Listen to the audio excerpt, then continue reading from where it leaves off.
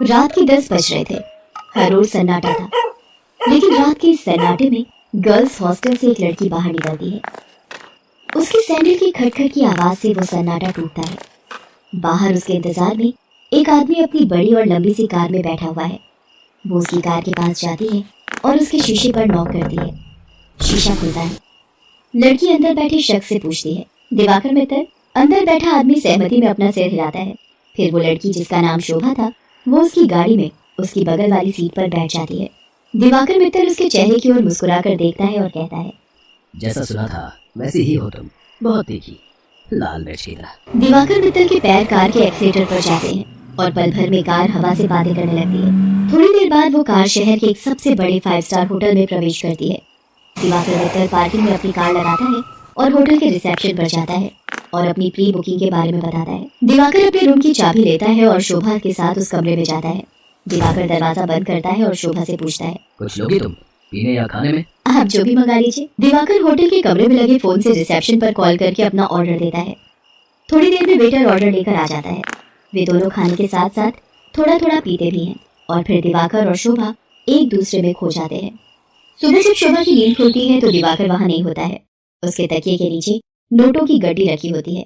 वो गड्डी को उठाती है, फिर होटल के बाहर आती है। बाहर आकर वो एक कैब बुक करती है और उसमें बैठकर गर्ल्स हॉस्टल की ओर निकल जाती है। कैब वाला बीच बीच में उसे घूर कर देखता है तो शोभा को गुस्सा आ जाता है। क्या देख रहे हो? क्या देख रहे हो बार बार पीछे मुड़कर? आगे देखकर गाड़ी चलाओ, नहीं तो अभी तेरी कंपनी में फोन करूंगी, फिर सारा घूरना निकल जाएगा। कैब वाला शोभा की बातों से डर गया। शोभा कैब की खिड़की से बाहर देखती हुई जा रही थी और मन ही मन खुद से बातें कर रही थी। सब कुछ कितना फेक है ना यहाँ, सब कुछ। कौन आदमी कौन सा चेहरा लगाए घूम रहा है, किसी को पता नहीं है। मैं भी तो पिछले कई महीनों से एक नकली चेहरा लगाए घूम रही हूँ। सच कहूँ तो घिन आती है मुझे उस चेहरे से, दम घुटता है मेरा।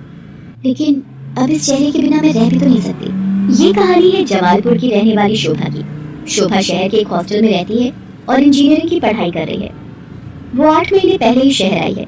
शोभा के पिता दीनदयाल उससे बहुत प्यार करते हैं। उसे अभी याद है जब वो ट्रेन में बैठकर शहर आ रही थी तो। क्या बाबा, आप इस तरह बच्चों की तरह रोएंगे तो मैं शहर कैसे जाऊंगी? क्या कहूँ शोभा, 5 बरस की थी तू जब तेरी अम्मा तुझे गोद में डालकर हमेशा के लिए हम सबको छोड़कर चली गई। तब से तुझे ही देखकर जिया है। जानती हूँ बाबा। सोचा था कि एक बार ही तुझे विदा करूंगा जब तेरी शादी होगी, लेकिन शादी के पहले ही। ये कहकर दीनदयाल शोभा को गले लगाकर फिर से फूट फूट कर रोने लगा। ठीक है बाबा, मैं नहीं जाती हूँ शहर, यही रहती हूँ आपके पास। लेकिन आप ही तो हमेशा जिद करते हैं कि तुम्हें खूब पढ़ना है, बहुत बड़ा आदमी बनना है। अब आगे की पढ़ाई गाँव में तो नहीं हो सकती, तभी तो मैं शहर जा रही हूँ। ठीक है, मैं ट्रेन से उतर जाती हूँ। उसी समय ट्रेन की सीटी बजी। दीनदयाल जल्दी से ट्रेन से उतरा। ट्रेन ने कुछ ही देर में रफ्तार पकड़ ली। शोभा ट्रेन से आगे निकलती गई और दीनदयाल पीछे छूटने लगा। शहर में शोभा गर्ल्स हॉस्टल में रहने लगी और अपनी पढ़ाई करने लगी। उसकी रूम पार्टनर थी रेखा। रेखा का बैकग्राउंड भी शोभा की तरह ही था। उसके पिता नहीं थे। उसकी माँ दूसरों के खेतों में काम करती थी। बहुत कठिनाई से गुजर बसर होता था। एक दिन की बात है, शोभा कमरे की सफाई कर रही थी तो उसे रेखा के तकिए के नीचे से नोटों की गड्डी मिली। इतने सारे पैसे, ये यहाँ कैसे आए? रेखा उस समय नहा रही थी। जब वो नहाकर बाहर आई तो शोभा ने उससे पैसों के बारे में पूछा, लेकिन रेखा ने उसकी बात का सही सही कोई जवाब नहीं दिया। आश्चर्य तो हुआ, क्योंकि वे दोनों अच्छे दोस्त थे। कुछ बात तो है जो रेखा मुझसे छिपा रही है, लेकिन क्या? शोभा ने एक बात और नोटिस किया कि हफ्ते में 3-4 दिन रेखा रात को कहीं चली जाती थी और सुबह वापस आती थी। उसने इस बारे में भी रेखा से पूछा तो, तू भी बिना मतलब जासूसी करती रहती है, तू अपने काम से काम रखना। मैं कहाँ जाती हूँ, क्यों जाती हूँ, हर चीज का हिसाब देना जरूरी है क्या? ये जरूरी तो नहीं, लेकिन कल को हॉस्टल की वार्डन को पता लग गया कि तुम रात रात भर बाहर रहती हो तो क्या होगा? तुझे पता है ना वो कितनी स्ट्रिक्ट है। तो उसकी फिक्र मत कर, मैं संभाल लूंगी उन्हें। धीरे धीरे शोभा ने रेखा की लाइफस्टाइल में बहुत तब्दीली देखी। वो महंगे से महंगे कपड़े और जूते खरीदती, लेटेस्ट मोबाइल फोन रखती, उसका जब जो मन करता वो करती। शोभा उसकी लाइफस्टाइल से बहुत प्रभावित हो गई। शोभा ने बचपन से अब तक गरीबी ही देखी थी, इसलिए उसका भी मन करता कि वो भी नए कपड़े खरीदे, महंगे मोबाइल रखे, उसका जो मन करे वो कर सके। रेखा देख, मैं तुझसे ये नहीं पूछने वाली कि तू ऐसी रईसों वाली लाइफस्टाइल कैसे जीती है, लेकिन मैं भी तेरी तरह जीना चाहती हूँ। मैं तंग आ गई हूँ एक एक पैसे के लिए तरसते हुए। पहले तो रेखा टाल मटोल करती रही, लेकिन फिर उसने सच्चाई बता दी कि वो एक कॉल गर्ल का काम करती है।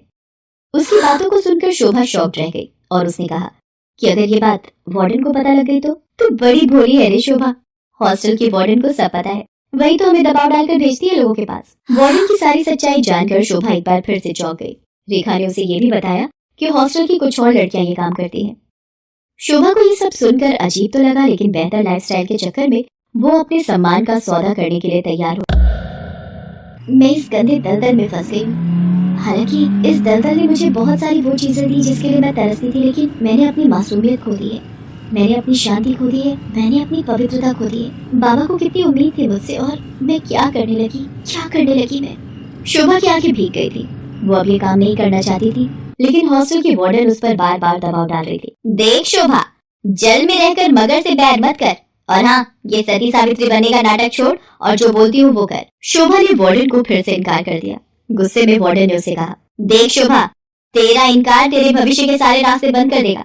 मेरी एक शिकायत पर कॉलेज से भी तुझे निकाल दिया जाएगा, और तुझे मैं इतना बदनाम करवा दूंगी कि इस शहर तो क्या, तू कहीं भी किसी को मुंह दिखाने के लायक नहीं रहेगी। शोभा उस रात हॉस्टल से निकली तो जरूर, लेकिन उसने कुछ तय कर लिया था। वो हॉस्टल से निकलकर सीधा पुलिस स्टेशन पहुंची और इंस्पेक्टर नाज़नीन को हॉस्टल और वार्डन की सारी सच्चाई बता दी। शोभा की बात सुनकर नाज़नीन शॉक्ड रह गई। शर्म आ रही है मुझे तुम पर और उन सभी लड़कियों पर जो अच्छी लाइफस्टाइल के चक्कर में शॉर्टकट अपनाती हैं और अपने सम्मान का सौदा करती हैं, और तुम जैसे मासूम लोगों का फायदा तुम्हारी वार्डन जैसे लोग उठाते हैं। मुझसे बहुत बड़ी गलती हो गई इंस्पेक्टर नाज़नीन। मुझे खुशी है कि तुम्हें अपनी गलती का एहसास तो हुआ, लेकिन ये गलती कोई और ना करे और तुम्हारी वार्डन किसी और का फायदा ना उठाए। इसके लिए इस पूरे रैकेट को तोड़ना पड़ेगा। इंस्पेक्टर नाज़नीन ने वार्डन को गिरफ्तार कर लिया और उसे जेल भेज दिया। जिस वार्डन पर लड़कियों की सुरक्षा की जिम्मेदारी थी, वो उनका सौदा करने लगी थी। इस बात को सुनकर पूरा शहर सन्न रह गया। आज शोभा इंजीनियरिंग के लास्ट ईयर में है और वो बहुत ही मेहनत से अपनी पढ़ाई कर रही है। आखिर उसे अपने बाबा का सपना जो पूरा